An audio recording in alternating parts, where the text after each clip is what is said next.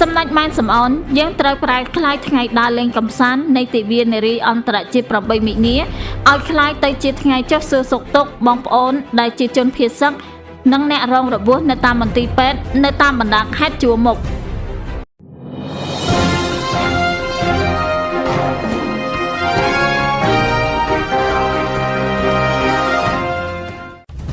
សម្ដេចគតិសង្ឃហបណ្ឌិតម៉ែនសំអនឧត្តមប្រឹក្សាផ្ទាល់ព្រះមហាក្សត្រនិងជាប្រធានសមាគមនារីកម្ពុជាដើម្បីសន្តិភាពនិងអភិវឌ្ឍបានអញ្ជើញជាអធិបតីក្នុងពិធីអបអរសាទរទិវានារីអន្តរជាតិ8មិនិនាខួបលើកទី115ឆ្នាំ2026ក្រោមប្រធានបទសន្តិភាពនិងសន្តិសុខសម្រាប់ស្ត្រីនិងគ្រួសារនិងពិធីប្រកាសទទួលស្គាល់ការកែសម្រួលនិងបំពេញបន្ថែមសមាជិកភាពគណៈកម្មការសាខាសមាគមនារីកម្ពុជាដើម្បីសន្តិភាពនិងអភិវឌ្ឍក្រសួងអធិការកិច្ចនាថ្ងៃទី4ខែមិនិនាឆ្នាំ2026ថ្លែងក្នុងឱកាសនោះអាយដាមសុកសូកេនរដ្ឋមន្ត្រីក្រសួងអធិការកិច្ចមានប្រសាសន៍ថាក្នុងនាមជាសេនាធិការរបស់រាជរដ្ឋាភិបាលក្រសួងបានយកចិត្តទុកដាក់ក្នុងការលើកកម្ពស់និងគាំទ្រនៅរាល់សកម្មភាពរបស់ស្ត្រី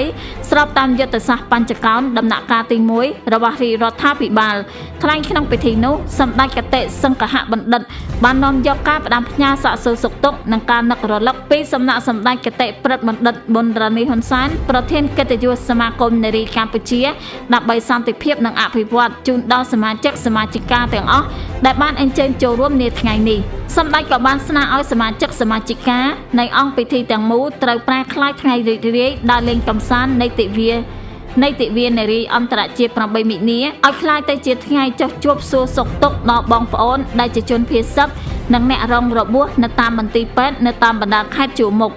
សម្ដេចគតិសង្ឃហបណ្ឌិតបានចូលរួមអបអរសាទរចំពោះលោកជំទាវចោមក្រស្នាដែលត្រូវបានប្រកាសជាប្រធានកិត្តិយសគណៈកម្មការសាខាសមាគមនារីកម្ពុជាដើម្បីសន្តិភាពនិងអភិវឌ្ឍក្រសួងអធិការកិច្ចនិងបានផ្ដាំផ្ញើដល់គណៈកម្មការសាខាសមាគមនារីក្រសួងដែលបានប្រកាសកែសម្រួលនិងបំពេញបន្ថែមសមាជិកភាពនាថ្ងៃនេះត្រូវបន្តការខិតខំប្រឹងប្រែងគ្រប់សកម្មភាពដូចជាពង្រឹងរបៀបរបបធ្វើការរបបរាយការណ៍ការបែងចែកតួនាទីភារកិច្ចនិងទទួលខុសត្រូវទៅថ្នាក់ដឹកនាំនៃគណៈកម្មការសមាគមនារីសាខាអនុសាខា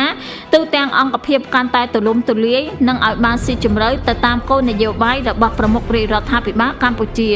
សម្ដេចគតិសង្ឃហបណ្ឌិតបានបន្តទៀតថាប្រធានបទសន្តិភាពនិងស